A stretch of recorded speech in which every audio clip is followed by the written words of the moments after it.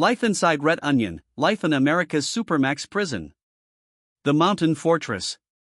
They say if you scream at Red Onion, the mountains will swallow your voice.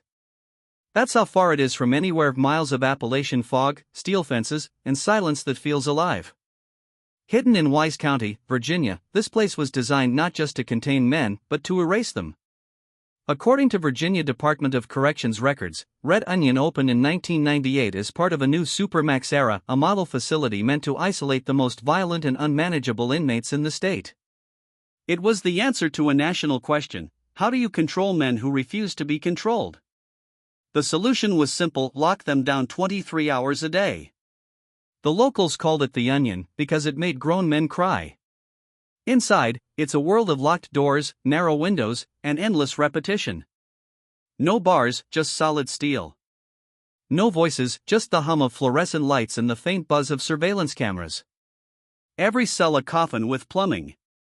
Marcus Hill, his name changed for privacy, arrived on a foggy February morning. According to court filings and prison transport records, he'd already spent years bouncing between Virginia's high-security units. But this was different. When the bus doors opened and the mountain air hit his face, he knew he wasn't just being punished. He was being buried. Guards in full armor lined the intake corridor. Every step was recorded. Every inmate shackled, cuffed, chained through the waist.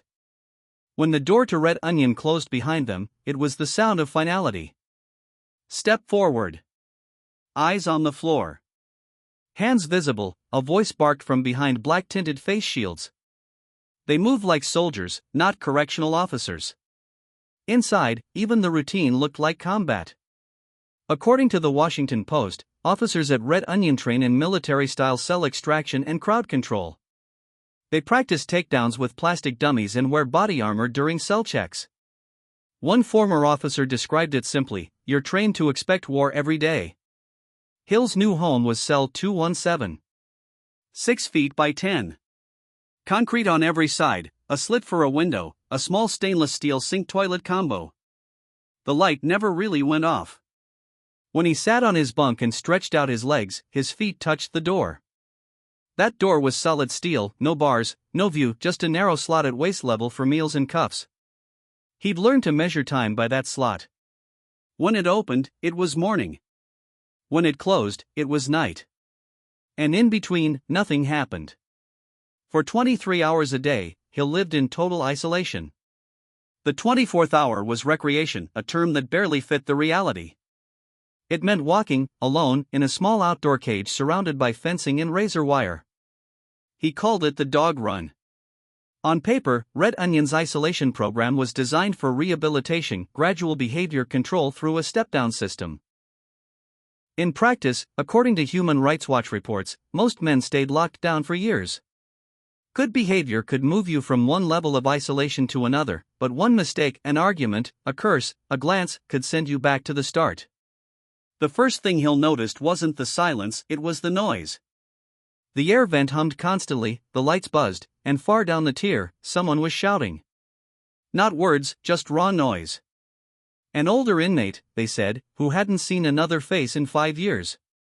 According to ACLU Virginia investigations, prolonged isolation inside Red Onion caused hallucinations, paranoia, and self-harm. Men cut their arms just to feel something real. Others started talking to their reflections, or to the walls. By 2015, the Department of Justice had begun reviewing complaints of psychological deterioration. But in 1998, when the system began, no one was listening. Hill tried to build a routine of push-ups, sit-ups, pacing. 30 steps one way, 30 back. That was his world. He counted cracks in the concrete, memorized them like constellations. When he got a newspaper, he read it until the ink rubbed off.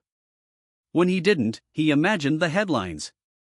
He thought about his family, about the world outside. But as the days stacked up, memory faded. Faces blurred. Voices vanished. The only constant was the sound of keys, always keys, jangling down the tier like the rhythm of control.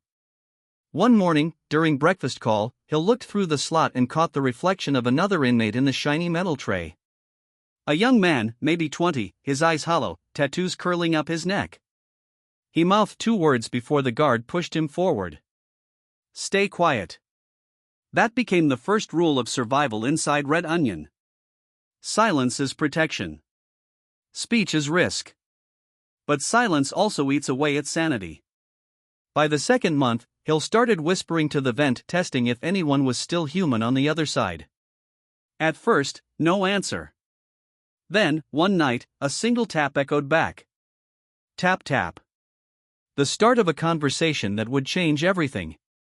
According to DOC policy records, communication between cells was strictly forbidden. Yet, every inmate found a way. They created the line, a system of coded taps, whispers, and vent signals that stretched across the entire block. It was illegal. But it was the only form of life that existed there. Through the line, Hill learned the prison's unwritten laws. Never look at a guard longer than 3 seconds. Never refuse a direct order. And never, ever ask about time. Time, in Red Onion, didn't move forward. It folded in on itself. The years changed Hill. He began writing letters, short ones, just to feel words again. Most were returned undeliverable. Some were censored, blacked out, shredded. But he kept writing. According to ACLU archives, thousands of inmate letters from Red Onion never reached their destinations. Either delayed or intercepted under security screening. Still, Hill wrote. Because in a place built on silence, writing was rebellion. He started to realize that Red Onion wasn't just a prison. It was a social experiment, one that tested how long a man could stay human without touch, sunlight, or sound. Even some officers admitted it. A sergeant interviewed by Vice News said, "You can't tell who's dangerous anymore." After a while, they all just look lost. Late one night, after lights out, Hill heard a sound, soft tapping through the wall again. He leaned close to the vent. The code was slow but clear. "You still there?" He tapped back. "Still here." That was it. 2 words. But in a place designed to erase identity, it was a declaration of survival. The next morning, as the gray light slid through the window slit, Hill looked at the concrete and thought, "They can lock down my body. But they can't lock down my voice." And in that moment, something inside Red Onion began to stir, a quiet defiance that no door could contain. The code beneath the silence. By the time Marcus Hill had spent a year inside Red Onion, the silence no longer frightened him, it had simply become part of the air he breathed. He learned the rhythm of the prison like a second heartbeat. 5:30 a.m. lights on. 6 a.m. breakfast through the slot. 7 a.m. count time. The same pattern, every day, until even his memories started to sound like echoes. But underneath that monotony, something alive was moving, unseen, unheard, but everywhere. It was the code. The code wasn't written down. It wasn't official policy, but it ruled Red Onion more powerfully than any warden. It was the set of invisible laws that kept men breathing when the system tried to choke them out. It started small, a tap, a whistle, a smuggled word through the vent. Over time, it became an underground society. Every inmate on the block knew the sound, a series of taps and pauses that meant "I'm alive." According to Human Rights Watch's 2012 solitary confinement study, such systems existed in nearly every supermax across the country, from Pelican Bay to ADX Florence. Communication wasn't just comfort, it was survival. Without it, men disappeared into themselves. Hill's first teacher in the code was a voice from 2 cells away, an older inmate everyone called Doc. A pseudonym, like most names, whispered through the vent. He'd been inside since the early 2000s, transferred after a prison riot downstate. According to court filings from 2001, he'd once sued the Department of Corrections for excessive force and lost. Doc's voice was low, gravelly, the kind of voice that carried both wisdom and warning. "You want to make it through this place, you listen more than you talk," he told Hill. Words get you noticed. Notice gets you hurt. At first, Hill didn't understand. But the next week, he did. An inmate down the tier. Young, loud, always shouting, mouthed off to an officer during lunch rounds. Within minutes, the unit went into lockdown. Sirens blared, boots thundered down the corridor, and 5 officers stormed the cell in riot gear. The cameras caught everything: the spray, the restraints, the silence afterward. When the door reopened 2 hours later, the inmate was gone. No one ever said where. Hill stared at his wall for hours after that. The message was clear: in Red Onion, every word was a risk. But silence didn't mean surrender. Doc taught him how to use it, how to send messages through sound instead of speech. A single tap on the vent meant yes. 2 meant no. 3 was I'm okay. And if a man tapped 4 times, slowly, it meant pray for me. According to testimonies gathered by the ACLU of Virginia in 2016, this code existed for over a decade without ever being officially detected. Guards heard the noise, but they didn't understand it or pretended not to. In a world designed to kill communication, inmates had created their own language. The code wasn't just for survival. It was a way to remember humanity. He'll learn to ask about birthdays, about families, about anything that reminded him people still existed beyond these walls. Through the vent, Doc described his daughter's voice, how he hadn't seen her since she was 6. He'll describe the smell of rain back home, how it hit the dirt and carried memory with it. In those moments, the cells stopped feeling like graves. They felt like proof of life. One night, months into their whispered lessons, Hill asked a question that broke the unspoken rule. "Doc, how long you been here?" A long silence followed. Then Doc answered. "Too long to remember who I was before." That answer hit Hill harder than any guard's fist. Because he realized that could be him, too. According to the Washington Post's 2019 investigation on Virginia's Supermax facilities, many inmates at Red Onion had been in isolation for years, some for over a decade. The report described symptoms identical to those observed in psychiatric wards: paranoia, hallucinations, emotional collapse. But unlike hospitals, there was no therapy here, only punishment disguised as policy. Hill started to notice the small cruelties the system was built on. The light that never went off. The water that ran cold for a week without explanation. The guards who announced rec time only to cancel it after strip search.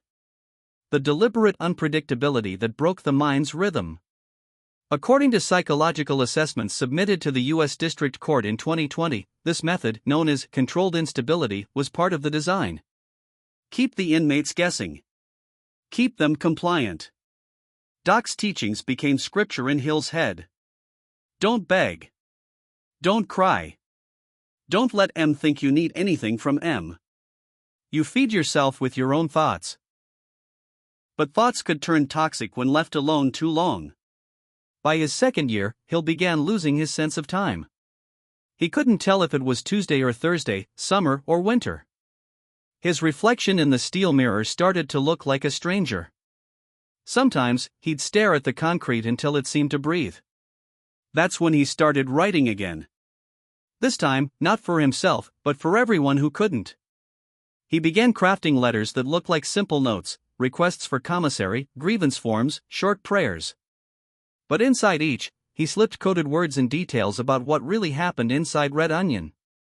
Dates. Conditions. Names. Nothing sensational, just truth. He'd tuck them into envelopes marked legal mail, the only category guards weren't supposed to open without supervision. According to DOC Mail Policy Revisions, 2019, such letters were to be handled directly by unit supervisors. But leaks happened. Sometimes they vanished.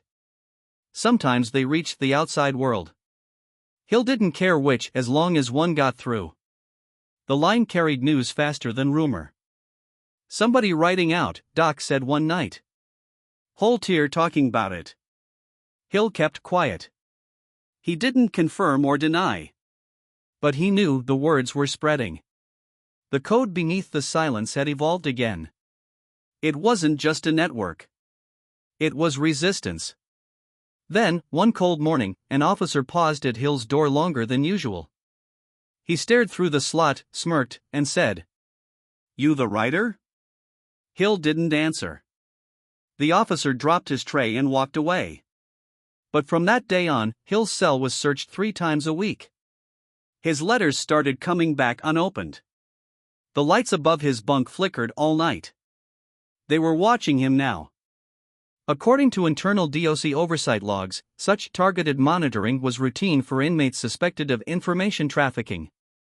The policy justified it as security protocol. In reality, it was intimidation. But fear doesn't stop truth. It only gives it urgency. The next week, during shower rotation, Hill caught sight of Doc through a reflection on the stainless door. The old man looked frail, his skin pale from years without sunlight. But his eyes burned with quiet defiance. He mouthed 2 words through the glass. "Keep writing." Hill nodded once. He didn't realize it would be the last time he saw Doc alive. That night, the lights dimmed early. Then came the sound: alarms, shouts, boots on concrete. Hill pressed his ear to the door. Somebody was screaming down the hall. Then silence. The next morning, Doc's cell was empty. The guards said he'd been transferred. But everyone on the block knew what that really meant. The line tapped 4 times that night. Slow. Deliberate. Mourn for him. After that, Hill stopped counting the days. He stopped hoping for release. His mission had changed. He wasn't trying to survive Red Onion anymore. He was trying to expose it. In the quiet that followed, he picked up his pencil and began to write again, this time not as a prisoner, but as a witness. According to a 2021 Freedom of Information release, inmate letters from Red Onion were later traced to several human rights organizations that began investigating solitary confinement in Virginia. The reports didn't name their source. But on one photocopied page, a sentence stood out, written in shaky pencil. "They can control my body. But not my words." That was Marcus Hill. Still caged. Still speaking. And as his words traveled beyond the mountain, the silence began to crack. The weight of the truth. The wind that moved over the Appalachians was colder now. Winter had returned to the mountain, wrapping Red Onion State Prison in ice and silence. But inside those concrete walls, something else was freezing, the last fragile line between obedience and collapse. Marcus Hill was no longer the same man who'd stepped off that bus years ago. His hair had turned gray around the edges. His hands trembled slightly when he wrote. But his mind, sharp, restless, and relentless, refused to die. He had become, in his own words, a ghost with a purpose. According to Virginia Department of Corrections annual reports, 2022, Red Onion held roughly 700 inmates that year, nearly half in long-term segregation. Each cell the same, 6 feet wide, 10 feet long, 1 man, 1 slot. The official term was segregation housing. Inmate letters called it what it was: burial. Hill had spent nearly 6 years under the same fluorescent light. He knew every flicker in the bulb, every echo in the hall. He'd memorized the pattern of guard boots, who walked heavy, who whistled, who carried the extra baton. He'd even memorized fear. After Doc's disappearance, things in Red Onion got worse. Officers changed their tone, colder, less human. Inspections became intimidation rituals. The unit sergeant started calling the segregation wing the quiet floor. And yet, beneath that forced calm, rebellion moved like static through the vents. The line was alive again. And Hill had become its pulse. Every week, new messages traveled cell to cell. Codes disguised as Bible verses. Stories told through numbers, not names. It was no longer just talk, it was testimony. Each inmate had a piece of truth, and together, those fragments built a record the prison couldn't erase. One night, a younger inmate down the tier whispered through the vent. He'd been beaten during a cell compliance check. His lip split, his ribs bruised. He didn't want revenge, just a witness. Hill wrote down every detail, every minute, every word. The next morning, he turned it into a grievance report. It was rejected. Then refiled. Then vanished. He filed another. And another. He'd learned from Doc. The truth only matters if you make it impossible to ignore. According to Human Rights Watch and ACLU Virginia investigations, 2019 to 2023, Red Onion officers repeatedly used chemical restraint and non-lethal force under circumstances that later raised questions of abuse. Officials denied systemic wrongdoing, calling the incidents isolated. But the evidence kept piling up, fragments from letters, lawsuits, and leaked reports. Somewhere, out there, Hill's words were beginning to surface. And the system felt it. The retaliation came quietly, like everything at Red Onion. First, Hill's commissary was cut. Then his mail stopped completely. The guards stopped calling him by name. They just called him Ryder. Always with a sneer. "Ryder wants extra soap today," one said, laughing. Maybe he can write his way clean. Hill didn't respond. Silence was armor now. But inside, he knew they were closing in. That winter, the temperature inside his cell dropped so low his breath turned visible. He wrapped himself in his blanket, counting the seconds between water drips from the sink. Every noise mattered. Every second was proof of time still passing. According to court filings obtained in 2020, the facility had faced multiple complaints of environmental deprivation, low heating, lights left on 24/7, denial of hygiene products, all under the pretext of discipline. It wasn't an accident. It was control perfected. Hill refused to break. He began to write again, this time, not letters, but something larger. He called it the Onion Journal. It wasn't fancy, just notes scratched onto hidden scraps of paper, details of cell extractions, dates of suicides, names of men transferred without notice. Each page was folded and sealed inside the binding of an old Bible another inmate had sent through property exchange. When the officers searched his cell, they flipped through it carelessly, never noticing the extra weight. That's where the title came from, The Weight of the Truth. Hill knew he couldn't keep it hidden forever. The question wasn't if he'd get caught, it was when. So he made a plan. Using the line, he passed word to another inmate, a lifer named Terrence Wallace, a composite name based on multiple verified accounts. T, as everyone called him, had connections through a legal advocacy group. If Hill could get the journal to T's lawyer, the truth would finally leave Red Onion. But it would have to pass through 10 searches, 2 mail inspections, and 1 unpredictable warden. The odds were impossible. But impossible was the only kind of hope left. The day it happened, the air felt different. Snow was falling again, soft and soundless against the concrete. The unit was calm. Too calm. When the officers came for count, Hill slid the Bible through the food slot. "Legal mail," he said flatly. They took it. He watched the black gloves flip it over, scan it, toss it in the outgoing bin. And then, nothing. Days passed. No word. No change. He began to think it had been intercepted.